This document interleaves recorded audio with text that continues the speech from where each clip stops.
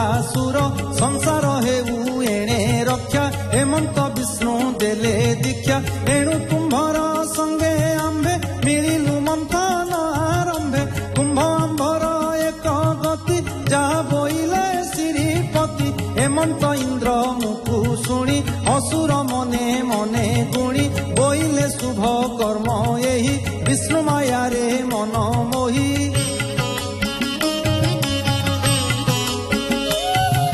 बलि संगते उठी सर्वे सम्मति कले प्रिय भावे संबरारिष्ट नेमी तुले जेते दानव वीर थिले विष्णु मोहन माया मते हरस असुरंक चित्ते हेमंते देवासुर गणे बेगे मिलिले घोर बने तीक्ष्ण कुठारे बेगे हाणी अम्ल औषधि गुल्म आणी पर्वते छेची प्रतिशीले क्षीर समुद्रे पकाइले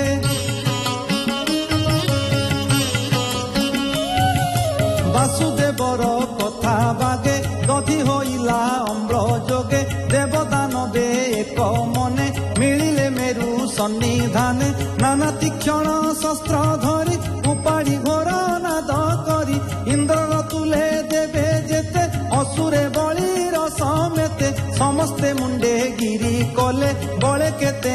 दूर नेले काहू बहिबे गिरी बर जे गिरी बरंक से खर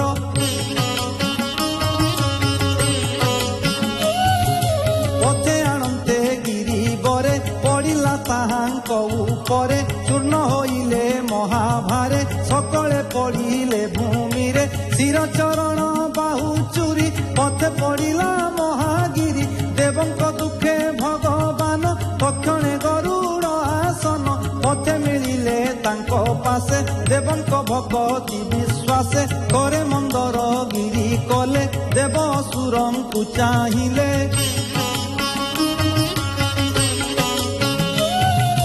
अमृत नयने अनाई जीवन देले भावग्राही लागन्ते गोविंदर कर तक्षण पाइले शरीर गोविंद एक हस्ते गिरी निश्चले निज कोले धरी गरुड़ उड़े शून्य पथे देवदानव बळे साथे क्षीर जलधि तटे मिली देव असुर बनमाली गरुड़ कंधु गिरिवर कूले निवेशी चक्रधर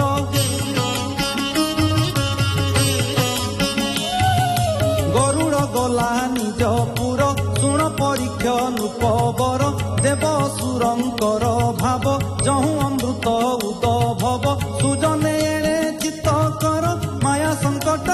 निस्तर बोलई दास जगन्नाथ अष्टम स्कंधे भागवत